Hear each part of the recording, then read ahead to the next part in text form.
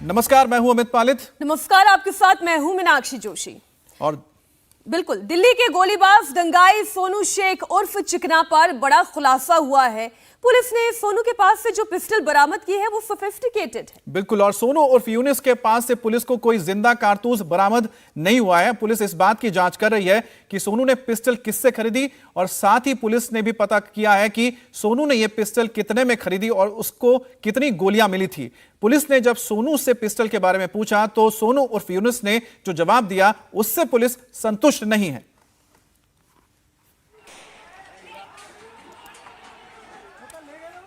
दिल्ली के जहांगीरपुरी में दंगे के बाद आज तीसरा दिन है, लेकिन दंगे में पथराव के निशान अब तक मौजूद हैं।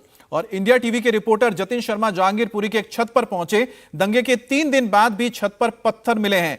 कई छतों से पत्थरों को हटाकर साफ किया गया है और दंगे के दिन इन्हीं छतों से पथराव हुआ था। तस्वीरों में आप देख सकते हैं कि किस तरह से छतों पर ईंटें पड़ी हुई हैं, टाइल्स बिखरे हुए हैं, और इन्हीं का इस्तेमाल किया गया था जब जुलूस पर पत्थरबाजी हुई थी।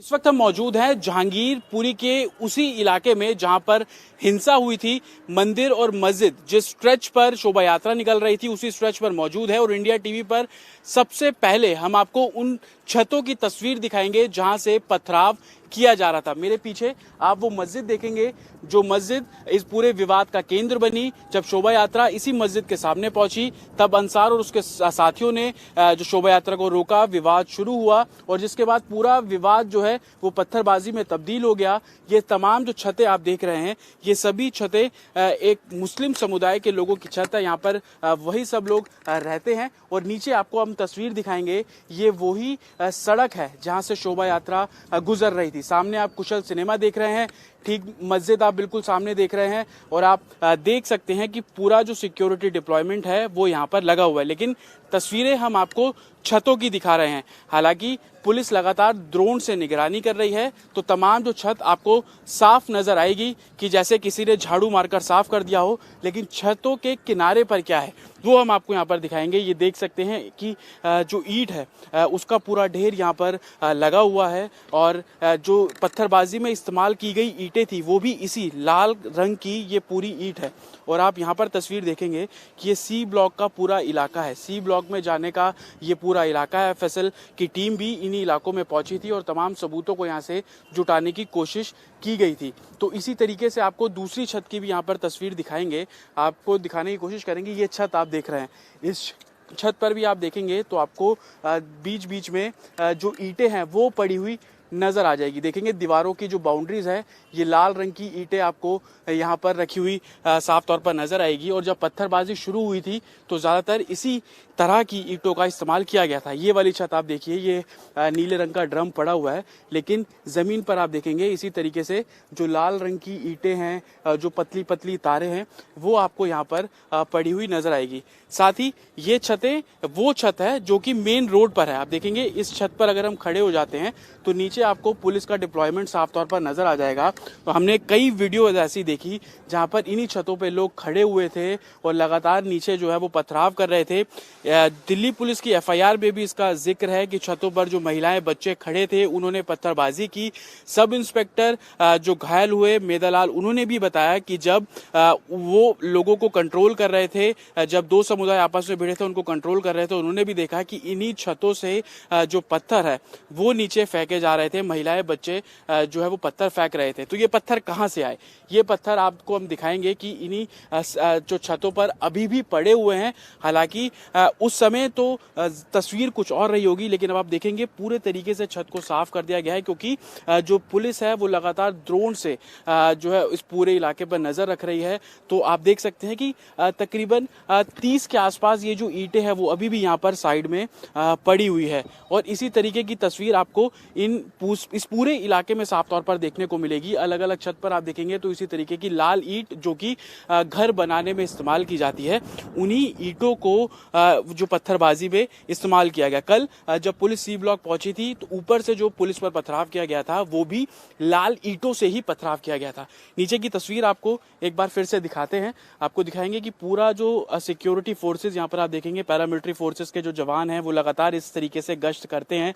अगर ज्यादा भीड़ छतों पर हो जाती है तो उनको मना किया जाता है कि आप पीछे चले जाइए। अब तो अलग अलग सेक्टर्स में भी इसको तब्दील कर दिया गया है और आप देख सकते हैं कि इस पूरी रोड पर अब फिलहाल शांति है, पुलिस का पहरा है, लेकिन छतों की तस्वीर हम आपको इंडिया टीवी पे दिखा रहे हैं। आप देखेंगे जो टाइल्स यहाँ पर पड़ी हुई है, संभवतः इसका भी इस्तेमाल उस पथराव पे किया गया होगा।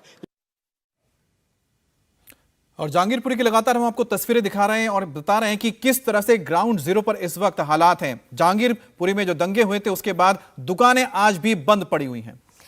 दंगे के बाद पूरे इलाके में भारी पुलिस बल तैनात है। सुरक्षा के लिहाज से कई जगह पुलिस ने बैरिकेडिंग कर रखी है और पूरे इलाके को कई सेक्टर्स में बांट दिया है।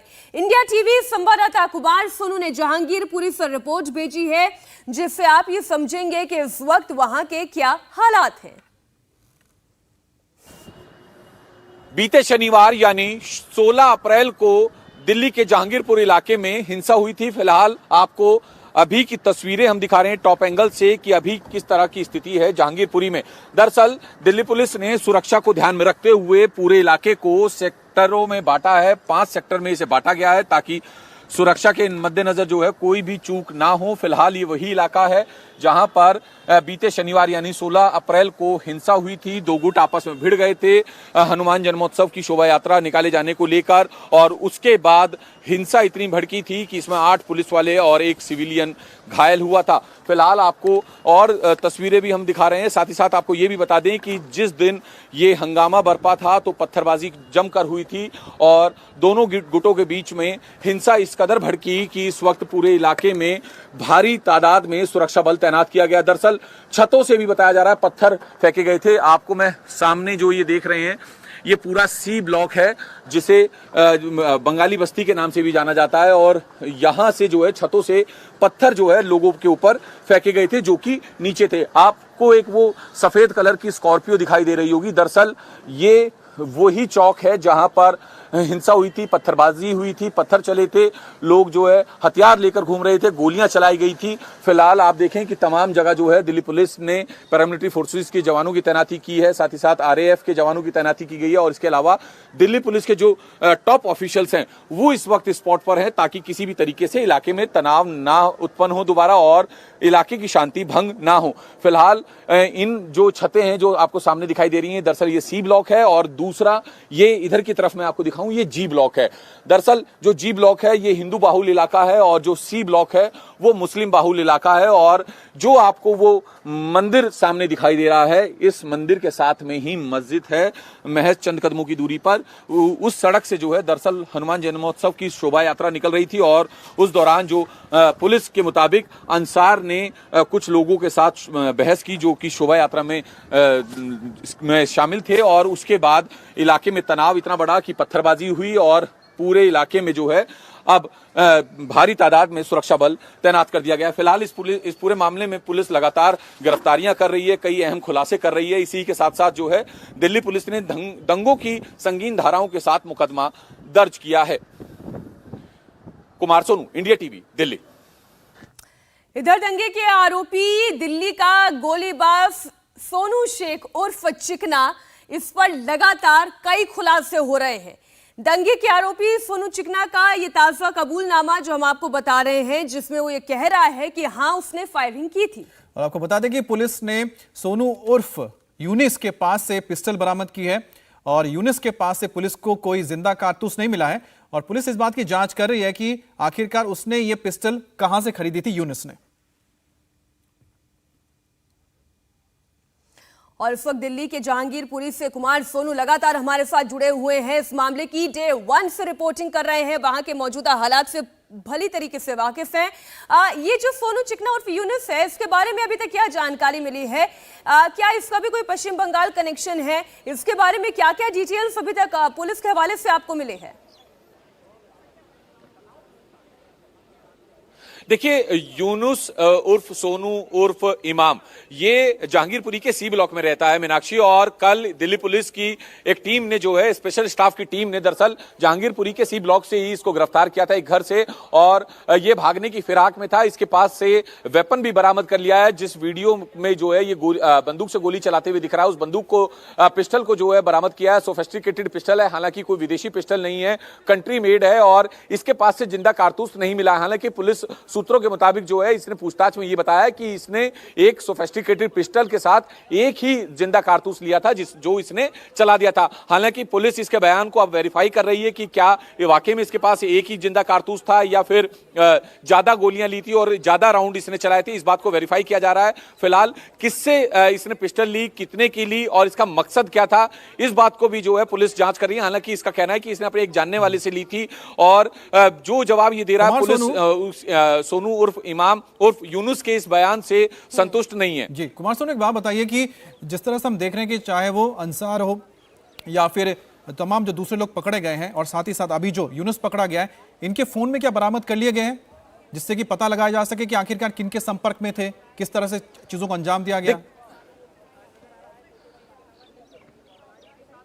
देखिए अमित, बहुत बढ़िया सवाल आपने किया। कल का एक इंसिडेंट मैं आपको बता दूं कि जब तक सोनू की गिरफ्तारी नहीं हुई थी तो उसकी जो पत्नी है, उसकी पत्नी की बहन यानी कि सोनू की साली को जो है पुलिस ने डिटेन किया था उसके मोबाइल के साथ, ताकि उसकी लोकेशन का पता लगाया जा सके। तो इतने में कुछ महिलाओं ने हंगामा कर दिया था, पुलिस के ऊपर 2 पत्थर भी फेंके थे, जिसमें एक इंस्पेक्टर सत्येंद्र खारी उनको चोट आई थी, उनके पैर में चोट आई थी। तो आप ये सोचिए कि कितना सेंसिटिव है इस वक्त पुलिस के लिए इन्वेस्टिगेशन करना, क्योंकि ये पूरी जो है वो बंगाली बस्ती है जिसे जहांगीरपुरी सी ब्लॉक के नाम से भी जाना जाता है, और काफी कंजेस्टेड एरिया है और छोटी छोटी गलियां हैं, और ऐसे में अपराधियों को ढूंढ निकालना, उनको गिरफ्तार करना, जब भी कहीं कल भी हम लोग सी ब्लॉक की बस्ती में गए थे तो अंदर जहां पर भी स्पेशल स्टाफ हो या स्पेशल सेल हो या फिर क्राइम ब्रांच की टीम जहां पर भी किसी भी आरोपी को वीडियो के आधार पर पकड़ने के लिए जा रही थी, तो वहां पर उससे पहले जो है आस पड़ोस के उसके जानने वाले इकट्ठे हो जाते थे। खासतौर पर महिलाएं जो हैं वो आगे आके हंगामा करने लगती थी, जिसके चलते जो पुलिस की टीम है उन्हें वापस निकलना पड़ता था सुरक्षा कारणों के चलते। लेकिन जब सोनू उर्फ यूनुस की गिरफ्तारी हुई तो वो जहांगीरपुरी से हुई, जहांगीरपुरी में ही एक घर में वो छुपा हुआ था और वहां से उसे गिरफ्तार किया। फिलहाल अब उससे पूछताछ कर रही है कि आखिर उसका मकसद क्या था, कब उसने पिस्टल ली। हालांकि सूत्रों के मुताबिक उसने हाल ही में कुछ दिन पहले नजर बनाए रखिएगा, क्योंकि अभी जांच जारी है और हर दिन नए डेवलपमेंट्स हो रहे हैं। आप अपनी नजर बनाए रखिएगा। फिलहाल पूरी जानकारी के लिए आपका बहुत शुक्रिया। और जहांगीरपुरी में दंगे के बाद आज तीसरा दिन है, वहां पुलिस के क्या इंतजाम है ये बता रहे हैं जितिन शर्मा। दिल्ली के जहांगीरपुरी इलाके में शनिवार को हुई हिंसा के बाद आज मंगलवार को इलाके में भारी संख्या में पुलिस बल तैनात दिखा। हालांकि पुलिस का कहना है कि इलाके में शांति है, लेकिन कोई स्थिति तनाव वाली यहां पर पैदा ना हो, उसको देखते हुए जो सिक्योरिटी फोर्सेस है वो यहां पर डिप्लॉय की गई है। आप देख सकते हैं पैरामिलिट्री फोर्सेस के जवान यहां पर है, दिल्ली पुलिस के जवान यहां पर हैं। लेकिन मंगलवार को इस पूरे इलाके को अलग अलग जोन्स में तब्दील कर दिया गया है। इस वक्त हम मौजूद है इस पूरी हिंसा का जो सेंटर पॉइंट रहा है कुशल चौक, और यहाँ पर आपको दिखाएंगे ये मस्जिद की तरफ जाने वाला रास्ता है, इसको सेक्टर 1 में तब्दील किया गया है, और जो सी ब्लॉक की तरफ जाने वाला रास्ता है उसको सेक्टर 4 में जो है वो तब्दील किया गया है। तो अलग अलग सेक्टर्स में इस पूरे जोन को अब बदल दिया गया है, ताकि जिन सेक्टर्स पे सिक्योरिटी पर्सनल की ड्यूटी रहेगी वो मुस्तैद रहेंगे और बहुत आसानी होगी कि किसी भी स्पॉट पर बहुत जल्दी से पहुंचना। आप देखेंगे ये सी ब्लॉक जाने का रास्ता है, इसको सेक्टर 4 में तब्दील किया गया है, और ये मस्जिद वाली जो रोड है उसके ठीक अपोजिट जो जहांगीरपुरी थाने की तरफ रोड जाती है उसको सेक्टर 5 में तब्दील किया गया है, और जो जी ब्लॉक की तरफ रोड जाती है उसको सेक्टर 2 में तब्दील किया गया है।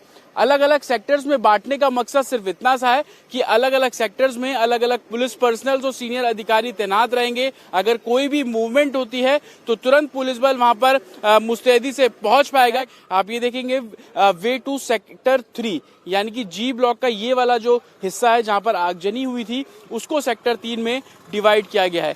तो अलग अलग सेक्टर्स में अब इस पूरे इलाके को डिवाइड किया गया है। दंगा नियंत्रण वाहन जो है वो भी यहाँ पर डिप्लॉय किया गया है, और ये वो जगह है जहां से ये हिंसा शुरू हुई थी। यही वो कुशल चौक है, यही वो जगह है जहां पर सब इंस्पेक्टर को भी गोली मारी गई थी। दिल्ली दंगे के बाद जहांगीरपुरी में तनाव बना हुआ है, लेकिन ये तनाव कहीं और ना फैले इसे लेकर भी दिल्ली पुलिस अलर्ट मोड में है। दिल्ली के कई इलाकों में ड्रोन से निगरानी रखी जा रही है। खासकर मुस्लिम बहुल इलाकों में पुलिस ड्रोन से नजर रखे हुए है। आप जो तस्वीरें देख रहे हैं वो ड्रोन कैमरे से ली गई हैं और पुलिस जसोला जामिया इलाके में ड्रोन के जरिए हर एक हलचल पर मॉनिटरिंग कर रही है। जामा मस्जिद इलाके में भी ड्रोन से कैसे निगरानी की जा रही है, इसकी तस्वीर आप इंडिया टीवी पर देख रहे हैं। तो ये तस्वीरें आप देख रहे हैं, ये जामिया इलाका है, साउथ दिल्ली के पास पड़ता है और जसोला इलाके के पास जो ये जामिया का इलाका है ये भी बेहद ही संवेदनशील इलाका है, क्योंकि यहां पर भी सीए प्रोटेस्ट के दौरान काफी हंगामा हुआ था और यही वजह है कि यहां पर खास तौर पर निगरानी रखी जा रही है। तमाम जो मुस्लिम बहुल इलाके हैं जिसके कि उन इलाकों में कोई तनाव पैदा ना हो, कोई वहां पर लोगों को ना भड़काए और उपद्रव ना हो, इसी वजह से पुलिस एहतियातन हर एक इलाके में ड्रोन के जरिए नजर बनाए हुए हैं। आप देख सकते हैं कि काफी कंजेस्टेड इलाका है, छोटी छोटी गलियां होती है और यहां पर अगर कोई भी तनाव का माहौल बनाने की कोशिश करता है तो उसको पकड़ना बड़ा मुश्किल हो जाता है और यही वजह किसी के ड्रोन सिर्फ काम आते हैं, घरों के बीच आपको गैप भी तक नजर नहीं आते हैं। बिल्कुल आप ठीक कह रहे हैं, यानी किसी भी घटना को अंजाम देकर यहां से बचकर निकल जाना कोई बहुत मुश्किल बात नहीं है और इसलिए ड्रोन की मदद ली जाती है जिससे कि चप्पे चप्पे की निगरानी की जा सके। इंडिया टीवी हर वक्त हर जगह डाउनलोड करने के लिए सर्च करें India TV news Google play store या ऐप स्टोर पर।